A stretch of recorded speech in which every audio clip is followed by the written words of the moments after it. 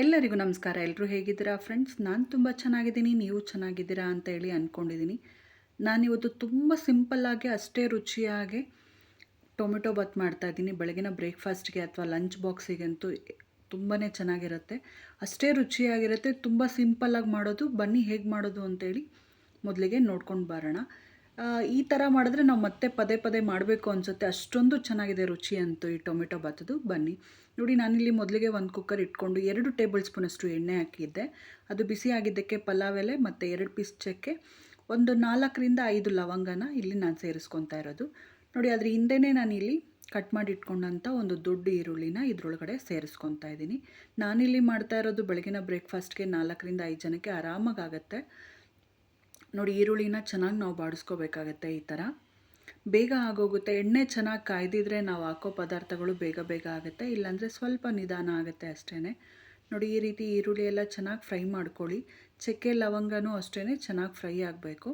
ನೋಡಿ, ಇದಾಗಿದ್ದು ಸಾಕು. ನಾನು ಇದಕ್ಕೆ ಅಂತ ಹೇಳಿನೇ ಶುಂಠಿ ಮತ್ತು ಬೆಳ್ಳುಳ್ಳಿನ ಕುಂಟಾಣಿನಲ್ಲಿ ಕುಟ್ಟಿ ರೆಡಿ ಮಾಡಿ ಇಟ್ಕೊಂಡಿದ್ದೀನಿ.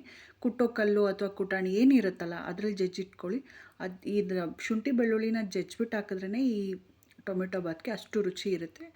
ಹಾಗಾಗಿ ಅಕಸ್ಮಾತ್ ಇಲ್ಲ ನಮ್ಮ ಹತ್ರ ಅಂತ ಏನಾದರೂ ಅಂದರೆ ಮಿಕ್ಸಿನಲ್ಲಿ ಗ್ರೈಂಡ್ ಮಾಡಿ ತರಿನೇ ಇದಕ್ಕೆ ಹಾಕಿ ಅಷ್ಟು ರುಚಿಯಾಗಿರುತ್ತೆ. ನೋಡಿ, ಈಗ ಶುಂಠಿ ಬೆಳ್ಳುಳ್ಳಿ ಪೇಸ್ಟ್ ಹಾಕಿರೋದು, ಅದು ಜಜ್ಜಿರೋದನ್ನ ಹಾಕಿರೋದನ್ನ ಚೆನ್ನಾಗಿ ಫ್ರೈ ಆದಮೇಲೆ ನಾನು ಇದಕ್ಕೆ ಅಂತ 2 ಟೊಮೆಟೋನ ಕಟ್ ಮಾಡಿ ಇಟ್ಕೊಂಡಿದ್ದೆ, ನಾಟಿ ಟೊಮೆಟೊ.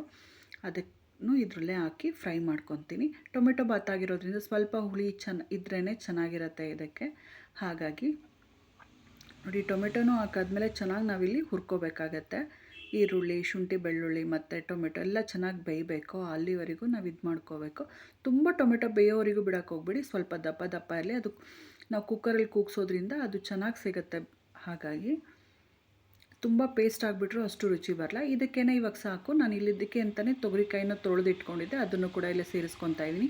ಈಗಂತೂ ಬಟಾಣಿ, ತೊಗರಿಕಾಯ್ದೆಲ್ಲ ಅವರೆಕಾಯಿ ಸೀಸನ್ ಇದೆಯಲ್ಲ, ನೀವು ಯಾವುದಾದ್ರೂ ಸೇರಿಸ್ಕೋಬೋದು ಇದ್ರ ಜೊತೆಯಲ್ಲಿ. ಈಗ ತೊಗರಿಕಾಯಿ ಹಾಕಾದ್ಮೇಲೆ ಮತ್ತೆ ನೀಟಾಗಿ ಇನ್ನೊಂದು ಸ್ವಲ್ಪ ಹುರ್ಕೊಂಬಿಡೋಣ. ತುಂಬ ಬೇಗ ಆಗುತ್ತೆ ಇದಂತೂ.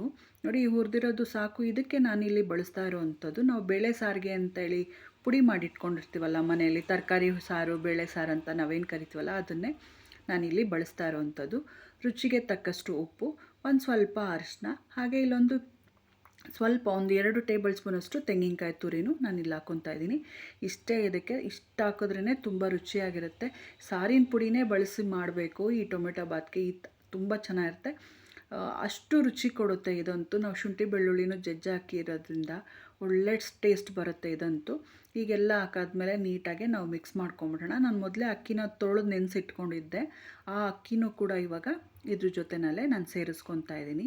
ಒಂದು 10 ನಿಮಿಷದಲ್ಲೆಲ್ಲ ಆಗೋಗುತ್ತೆ ಫ್ರೆಂಡ್ಸ್. ತುಂಬ ಹೊತ್ತು ಏನು ಯೋಚನೆ ಮಾಡೋ ಅಷ್ಟು ಏನಿಲ್ಲ. ಬೆಳಗ್ಗೆ ಎದ್ದಿದ ತಕ್ಷಣ ಟಕ್ ಅಂತ ಟೊಮೆಟೊ ಬಾತ್ ಮಾಡಬೇಕಂದ್ರೆ ಈ ಥರ ಮಾಡಿ, ತುಂಬ ರುಚಿಯಾಗಿರುತ್ತೆ. ನೋಡಿ, ನಾನು ಈ ಲೋಟದಲ್ಲಿ 1 ಲೋಟ ಅಕ್ಕಿ ಹಾಕಿದ್ದೆ, ಹಾಗಾಗಿ ಇದಕ್ಕೆ ನಾನಿಲ್ಲಿ 2 ಲೋಟದಷ್ಟು ನೀರು ಕೂಡ ಇದರಲ್ಲಿ ಸೇರಿಸ್ಕೊತಾ ಇದ್ದೀನಿ. ಹಾಗೆ ಸ್ವಲ್ಪ ಕೊತ್ತಂಬರಿ ಸೊಪ್ಪು ನಾನಿಲ್ಲಿ ಕೊನೆಯಲ್ಲಿ ಸೇರಿಸ್ಕೊತಾ ಇರೋವಂಥದ್ದು. ಈಗ ನೀರೆಲ್ಲ ಹಾಕಾದ್ಮೇಲೆ ಕೊತ್ತಂಬರಿ ಸೊಪ್ಪು ಹಾಕಿದ್ಮೇಲೆ ಒಂದು ಸರಿ ಮಿಕ್ಸ್ ಮಾಡಿಬಿಟ್ಟು 2 ವಿಷಲ್ ಕೂಗಿಸ್ಕೊಂಡ್ರೆ ಸಾಕು, ಟೊಮೆಟೊ ಬಾತ್ ರೆಡಿ ಆಗುತ್ತೆ. ನೋಡಿದ್ರಲ್ಲ ಫ್ರೆಂಡ್ಸ್, ತುಂಬ ಸುಲಭವಾಗಿ ಮಾಡುವಂತಹ ಅಷ್ಟೇ ರುಚಿಯಾದಂಥ ಟೊಮೆಟೊ ಬಾತ್.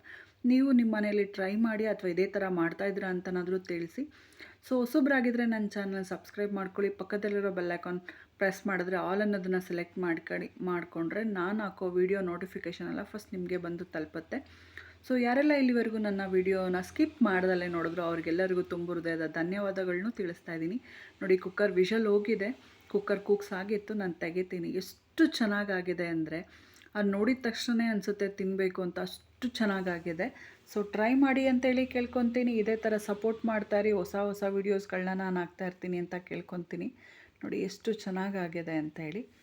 ಕಲರ್ ಕೂಡ ಅಷ್ಟೇ ಚೆನ್ನಾಗಿ ಬಂದಿದೆ. ಸೊ ನೋಡೋದಲ್ಲ ಫ್ರೆಂಡ್ಸ್, ಇಷ್ಟ ಆಯಿತು ಅಂದರೆ ಫ್ಯಾಮಿಲಿ ಫ್ರೆಂಡ್ಸ್ಗೆ ಶೇರ್ ಮಾಡೋದನ್ನ ಮಾತ್ರ ಮರಿಬೇಡಿ.